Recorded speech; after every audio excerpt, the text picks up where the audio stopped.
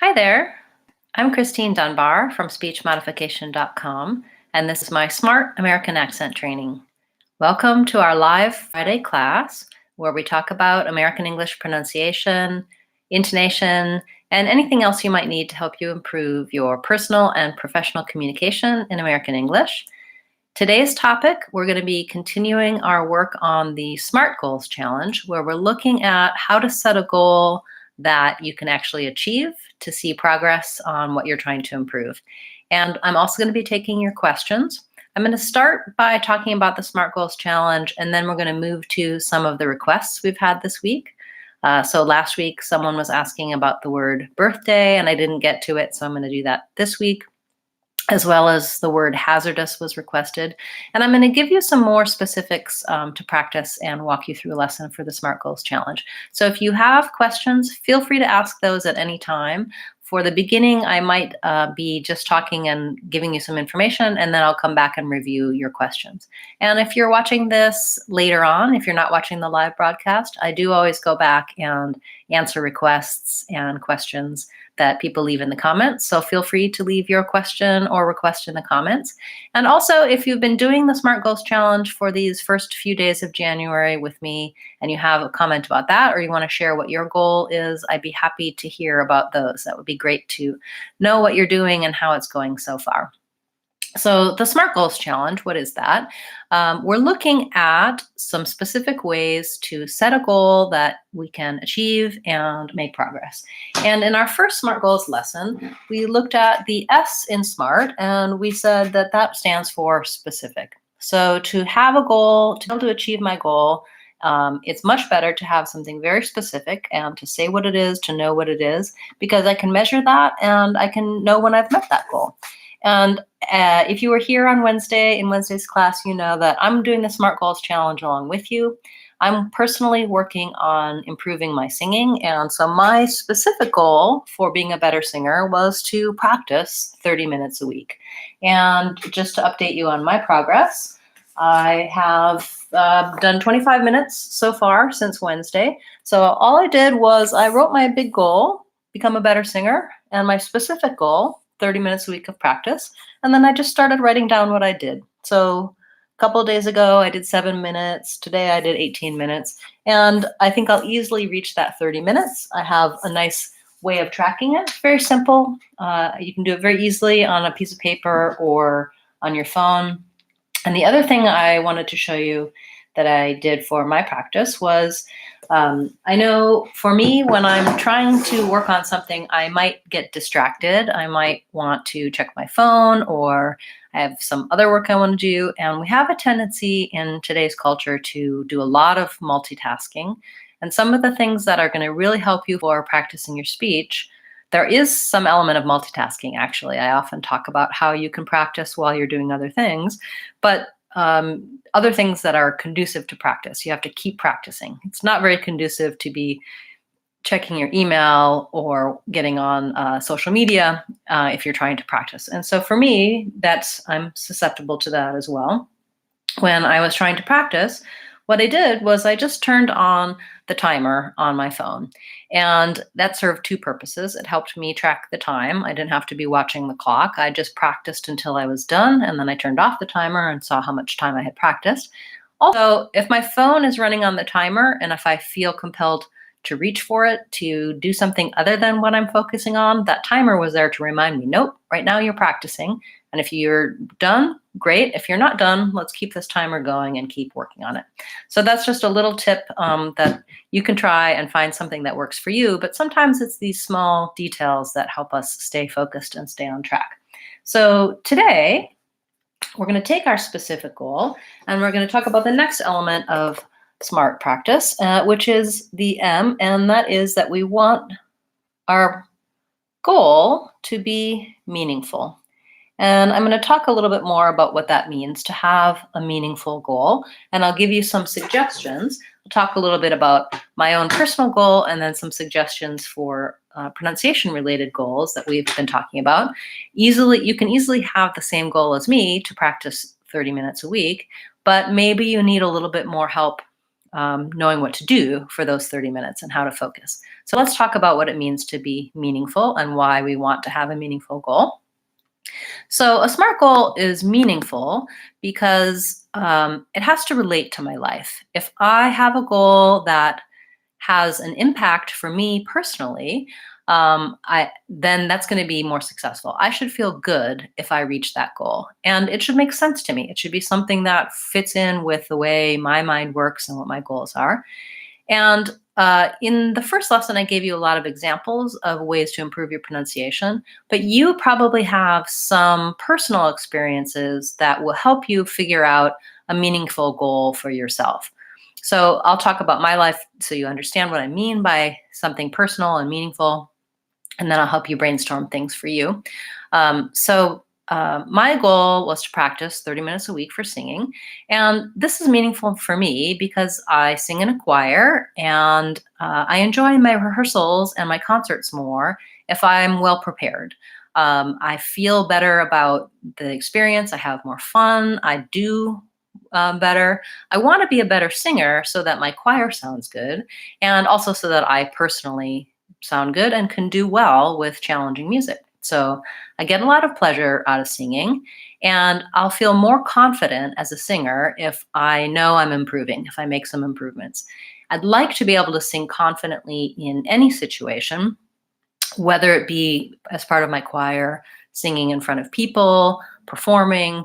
I know that practicing frequently can help me with that. So that goal is meaningful for me because it matters, I care about it, and it relates to my bigger goal of being a better singer. Another reason to make sure that your goal is meaningful is because of motivation. So if you're trying to make a change, even a small change, it can be hard to do. You probably have experienced this before, maybe with dieting or exercise, or learning a new language, or doing something for work. Anything that we try to take on, even if it's something really small, we can tend to lose motivation in a fairly short time if it's hard work. And when I tie in my specific goal to something that's meaningful, I tend to stay more motivated to work on the goal, even if it's hard. When I think about it, I can think about the impact that reaching that goal will have for me, and I'll be more likely to stick with it. So in terms of improving your pronunciation, improving your accent, think about how your accent or your pronunciation affects your life. Is there something in your life that you'd like to see change? Maybe it's just you're tired of being asked where you're from, or maybe people ask you to repeat yourself. Maybe that doesn't happen to you, but you'd just like to feel more confident when speaking English, or you'd really like to just sound more like a native speaker. Whatever your motivation is, when you're picking your SMART goal and when you're refining your goal, think about how that ties into your personal experience. Make sure you're working on something that'll have a positive outcome for you. Maybe it's something as simple as making your order when you're ordering coffee or at a restaurant, or maybe your bigger goal is something more complex, like being a great public speaker, doing a TED Talk. I don't know what you're aiming for, but when your SMART goal is meaningful, when your step towards that bigger goal is tied into it and it's meaningful for your personal experience, it's going to be much more effective. So let's talk a little bit about the 30 minutes a day and how that can be meaningful. I would just recommend that you go ahead and think about why you're here in class, why you're working on your accent, what matters to you, and make sure that that ties into the goal that you set. And if you haven't set a goal yet, it's not too late. Go ahead and think about this as a potential goal, practicing 30 minutes a week, or being able to say a certain sound, or working on a certain speech pattern. Or maybe it's coming to class. Maybe it's watching one video a week. On the community page this week, on the YouTube channel, I asked people about what their goals were, and it seemed like the top two were practicing 30 minutes a week. So that community page that I'm talking about is here on the YouTube channel. I have sneak previews of what's coming up, polls, quizzes, and links to other lessons. And we had about 50% said I'll practice 30 minutes a week. About 40% said watch one pronunciation video a week. and some people had some votes for saying a specific word correctly. If you have another goal, it'd be great to put that in the comments, either on the community page or here in class. If we share our goals, that'll be a great way for us to help support each other and see how we're doing. So for me, my goal for practicing is meaningful because I want to feel good and confident as a singer. So when I'm thinking about reaching that goal, I'm thinking to myself about how spending that time will help me move towards that goal. Okay, so let's shift gears, and you can certainly comment or ask questions about the SMART goals, but let's try a little bit of practice together. Since many of you selected practicing for 30 minutes as your goal, I'm here to help you do that. So we're going to do some actual practice, and you'll get some of your 30 minutes for class today, so you can keep track of that. I won't do my singing. I'll save that for another time, but I will practice the speech with you. So my suggestion or my idea for today was to look at a couple of words. So we're going to look at your requests, and you can put those in the chat at any time, and I'll talk about those as well. But I want to talk about some of the words that we use most frequently. So some of you have seen my free ebook, which talks about the word the, which is the most frequently used word in English, and it walks you through the steps of making sure you're pronouncing the word the correctly. And for this class, I want to talk about the words these and this. I'm going to be making a video about these two words because these are some of the most frequently used words in English. They're both in the top 20, and we use them all the time. They're important words, and the reason I pointed out these two words is that even though they're fairly straightforward, there's a lot going on just with two words. First of all, both these words have the TH sound, which many of you are working on improving to have that more American sound, so that's one element. Secondly, the word these has our E vowel, while the word this has our I vowel. So we've been talking about vowels lately, and we have the green T and the pink pig vowels.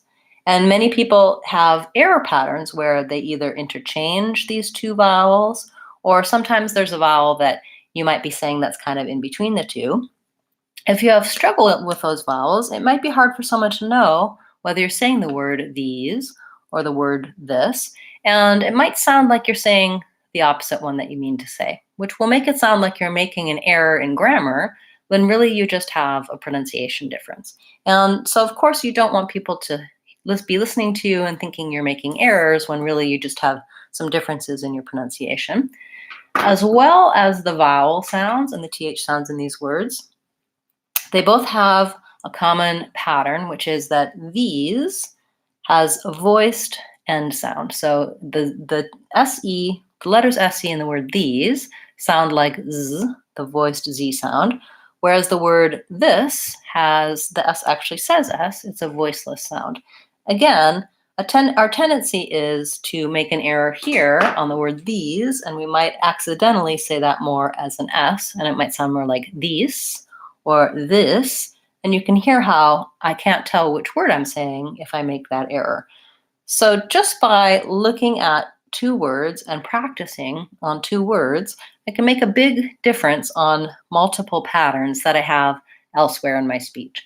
And if I begin to become aware of these patterns, be able to say them and use them correctly when I'm practicing, it's going to help me notice this on other words that also have the TH sound, other words that also have the I and E sounds, like leave and live, or words that have the Z sound at the end, like was and is and use.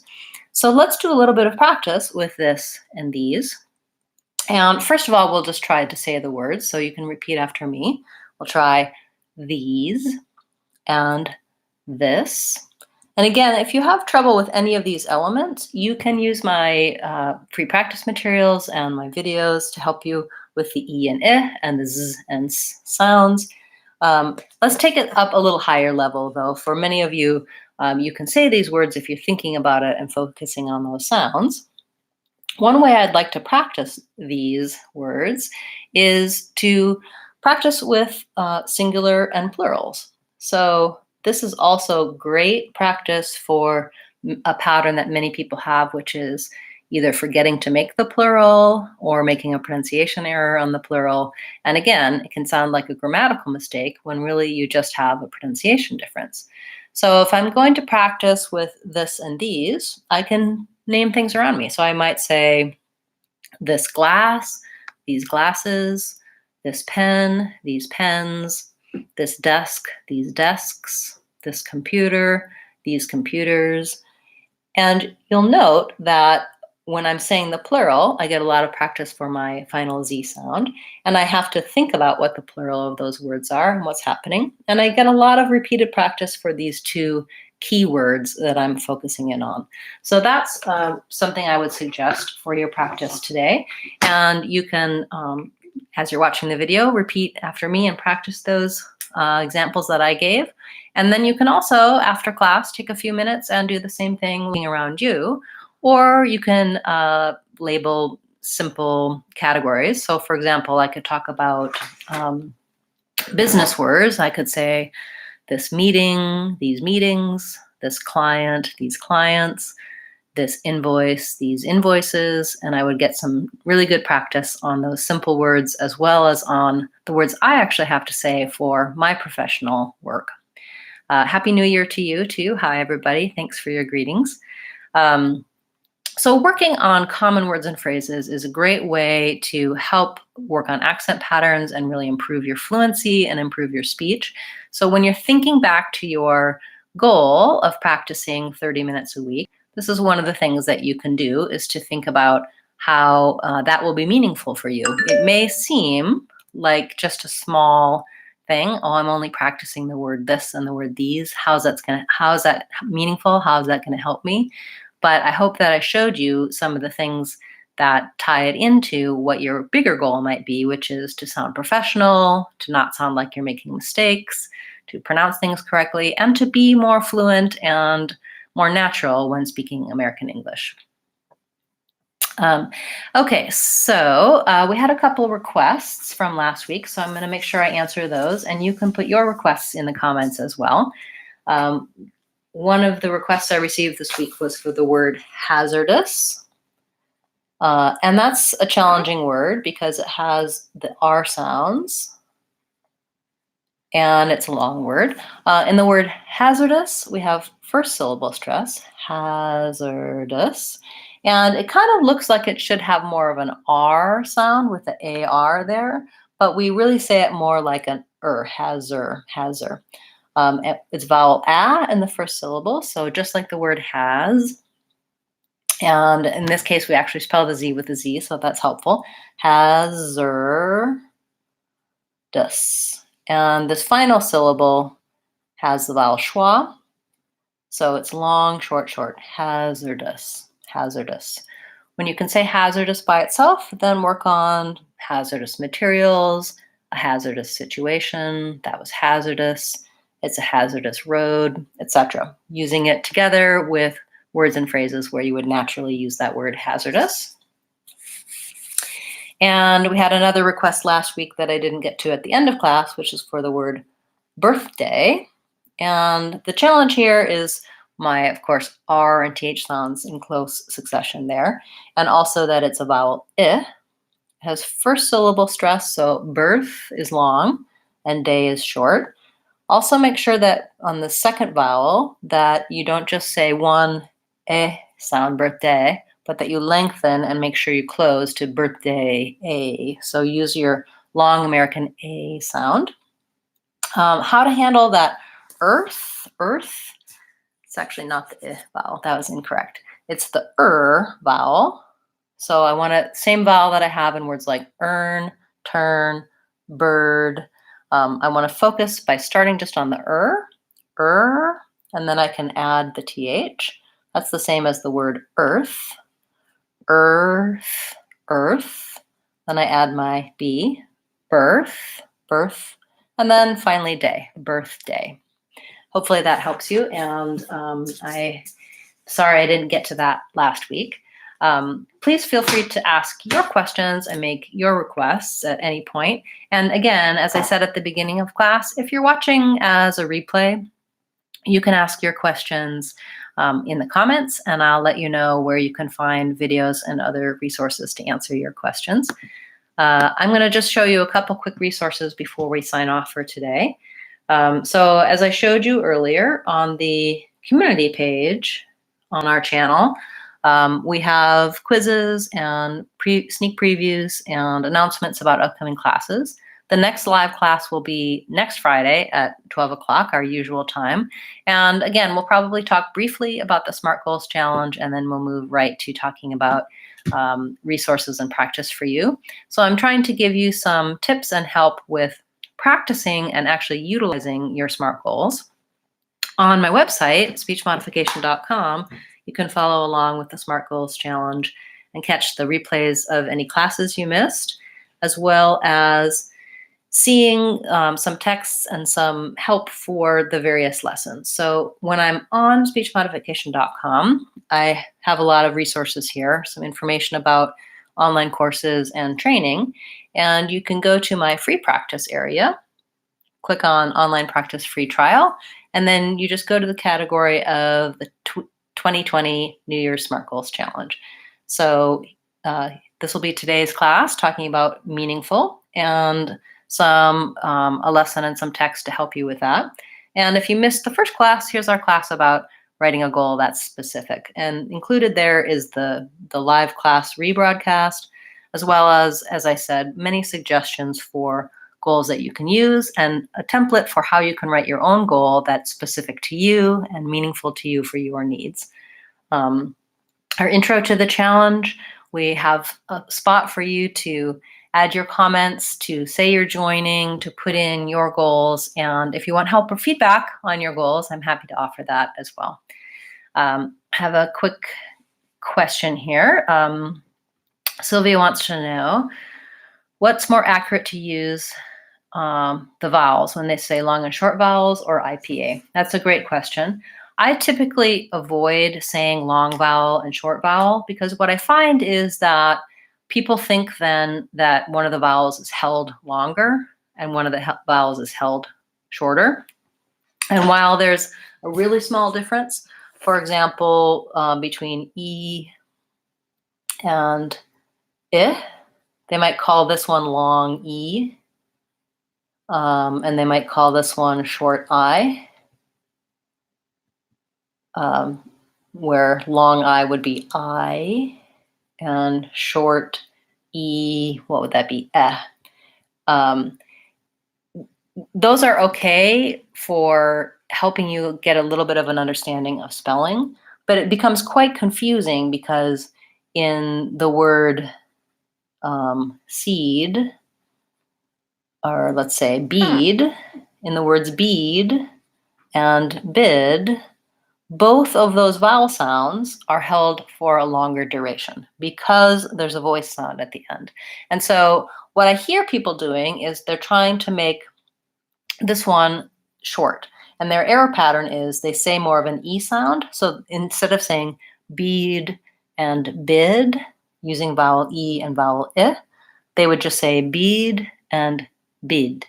And you can hear maybe that I just did this vowel twice. The second time I did it for a shorter duration, and that doesn't really correct the error pattern, and it gets confusing about should I be holding that vowel longer or not. So these typically are taught to children when they're trying to help them learn to read based on the letter, but I recommend going from the sound and from the IPA and then going back to the letters and learning which letters match for the IPA. To get help for that, I recommend my vowels playlist. I recently created quite a few videos that show you in detail the IPA and the sounds and spelling. So on the vowels playlist, what you want to look for is some of the first vowel videos, and you'll see that we have a video showing you all of the IPA symbols, target words, and help for understanding how those vowels are spelled, how they sound, and common words.